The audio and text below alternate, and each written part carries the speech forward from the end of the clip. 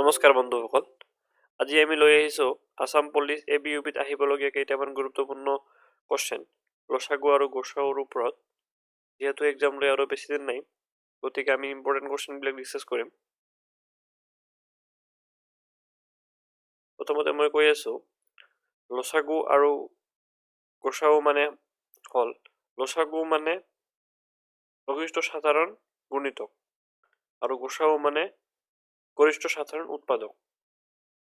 লসাগুক আমি ইংলিছত LCM বুলি কওঁ আৰু গসাউক আমি HCF বুলি কওঁ। আমাৰ ফাৰ্ষ্ট কোৱেশ্চন, 42 আৰু 70ৰ গসাউ কিমান বা HCF?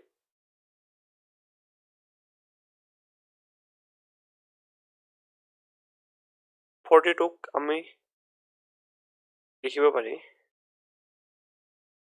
42ক ভঙাই আমি লিখিব পাৰি 2 দি ভাগ কৰিলে 21 বাৰ যাব আৰু 3 দি ভাগ কৰিলে 7 বাৰ। 42ক আমি ভাঙি 2 into 3 into 7 লিখিব পাৰি আৰু 70ক আমি ভাঙি লিখিব পাৰি 2 দি কৰিলে 35 আৰু 5 দি ভাগ কৰিলে 7 বাৰ যাব। 70ক আমি লিখিব পাৰি 2 into 5 into 7। তেনেহ'লে 42 আৰু 70ৰ লসাগু হ'ব 42 আৰু 70ৰ গসাগু HCF হ'ব আমাৰ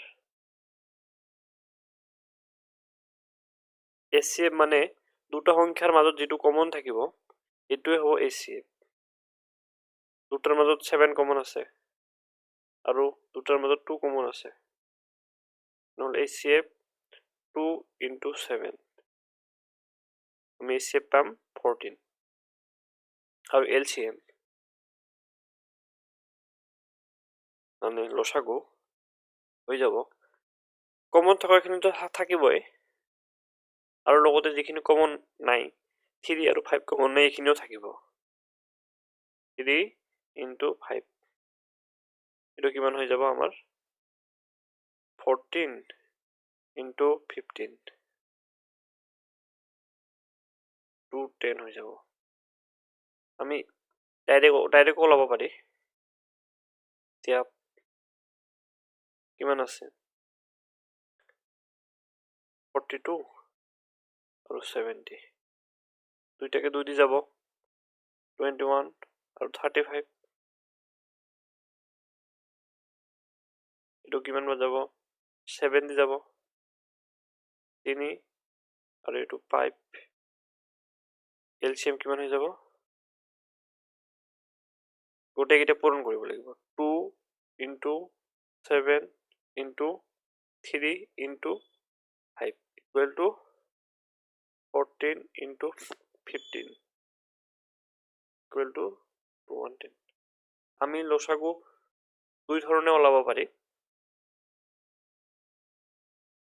ইয়াতে কোৱেশ্চনত আমাক গসাগু ওলাব দিছিল 14 হ'ব আমাৰ, মই দেখালো দুটাই। নেক্সট কোৱেশ্চন কৰাৰ আগতে মই এটা কথা কৈ দিওঁ, আপোনালোকে আমাৰ চেনেলটো ছাবস্ক্ৰাইব কৰি ৰাখি দিব। যেহেতু এক্সামলৈ আৰু বেছি দিন নাই, আমি প্ৰত্যেকটা চেপ্টাৰৰে ইম্পৰ্টেণ্ট কোৱেশ্চনবিলাক ডিছকাছ কৰিম। নেক্সট, দুটা সংখ্যাৰ পূৰণফল 128 আৰু সিহঁতৰ লসাগু 16 হ'লে গসাউ কিমান? ইয়াতে এটা ফৰ্মুলা আছে, ফৰ্মুলাটো হ'ল product of two number equal to LCM into HCF আৰু অসমীয়াত দুটা সংখ্যাৰ পূৰণফল ইকুৱেল টু লসাগু ইনটু গসাউ। আমাৰ দুটা সংখ্যাৰ পূৰণফল দিয়া আছে, দুটা সংখ্যাৰ পূৰণফল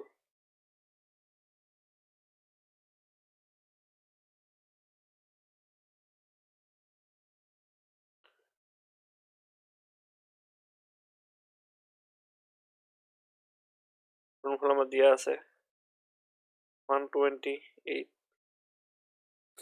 আৰু আমি জানো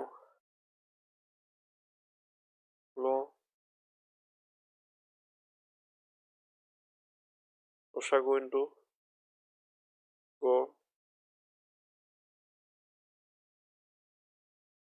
লসাগু ইকুয়াল টু সংখ্যা দুইটাৰ পূৰণফল 128 আৰু লসাগু দিয়া আছে আমার 16 লসাগুর ভ্যালুটা আমি যদি বহাই দিও 16 ইনটু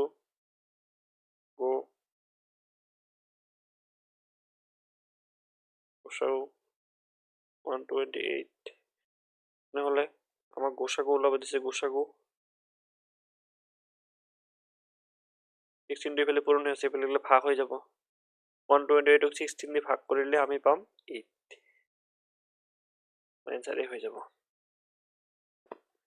নেক্সট দুটা সংখ্যা 3:2 অনুপাতত আছে আৰু ইহতৰ লসাগু আৰু গোসাগুৰ পূৰণফল 96 সংখ্যা দুটাৰ পাৰ্থক্য কিমান এটো এডিআৰিত আহিছিল দুটা সংখ্যা 3:2 অনুপাতত আছে নহলে এটা সংখ্যা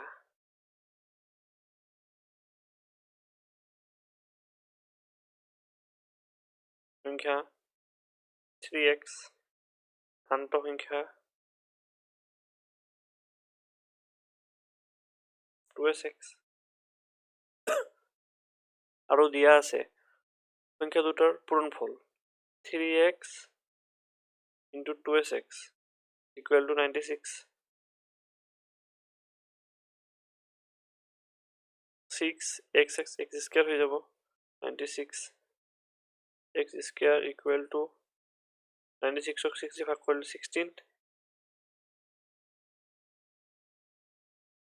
x into square ইফালে গলে x সমান 4 হয়ে যাব আমি যদি পুট করে দিও 3 into x সমান পুট করে দিলে 4 equal to 12 আৰু 2 into 4 equal to 8 আমাক কৈছে যে সংখ্যা দুটাৰ পাৰ্থক্য তেনেহলে 12 minus 8 আমি পাম 4 তাহলে হয়ে যাবে আমার এ দুটো সংখ্যার গোসাউ 16 আৰু ইহতৰ পূৰণফল 3072 তেন্তে লসাগু উলিওৱা আমি জানো পূৰণফল দিয়া আছে দুটো সংখ্যাৰ পূৰণফল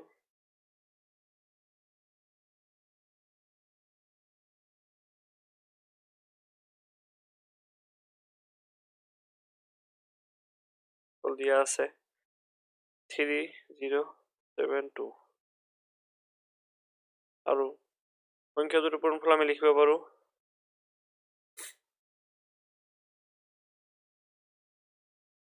লসাগু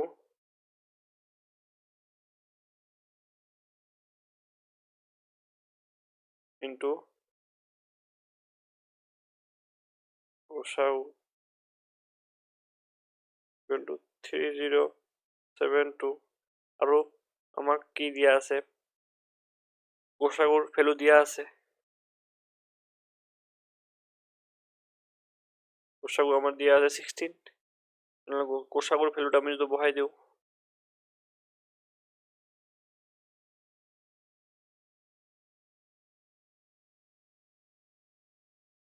তো 16 যদি বহাই দিও আমি লসাগু পাম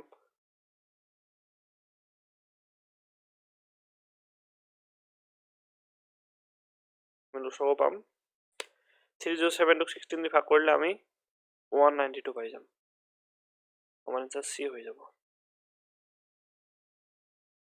নেক্সট এটো ফ্র্যাকশনের উপৰত এনেকুৱা কোশ্চেন থাকে এক্সামত এলসিএম অফ ফ্যাক্টৰ আমি লিখিব পাৰো এলসিএম অফ নিউমিনেটৰ আৰু এচিএফ অফ ডিনোমিনেটৰ আৰু এচিএফ অফ ফ্যাক্টর দিয়া থাকে ওলাব দিলে HCF of numerator LCM of denominator যদি এলসিএম ওলাব দিয়ে তেনেহলে এলসিএম টো ওপৰত থাকিব আৰু এচিএফ টো তলত থাকিব আৰু যদি এচিএফ ওলাব দিয়ে তেনেহলে এচিএফ টো ওপৰত থাকিব এলসিএম টো তলত থাকিব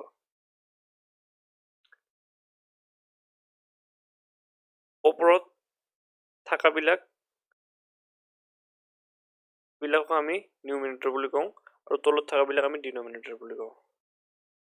তেনেহ'লে আমাক প্ৰথমতে কি ওলাব লাগিব? LCM of numerator. LCM of numerator কিমান আছিল? 5, 3, 1। এই তিনিটাৰ LCM কিমান হৈ যাব? 5 into 3 15 হৈ যাব। আৰু HCF কিমান হৈ যাব? HCF অফ ডিনমিনেটৰ মানে তলৰ কেইটা 8, 4, 2। গোসাগু কিমান হৈ যাব? যিহেতু 2 তিনিটাতে কমন হ'ব, কমনটোৱে আমাৰ গোসাগু, নহ'লে 2 হৈ যাব। আৰু LCM আমাক কি ওলাব লাগে? LCM of vector. LCM ওলাব লাগে আমাক 5/8 into 3/4 1/2। তেনেহ'লে আমি LCM অফ নিউমিনেটৰ পালো 15 আৰু HCF অফ ডিনমিনেটৰ কিমান পাইছো আমি? 2। তেনেহ'লে আমাৰ এনসাৰ 15/2 এই হৈ যাব এনসাৰ।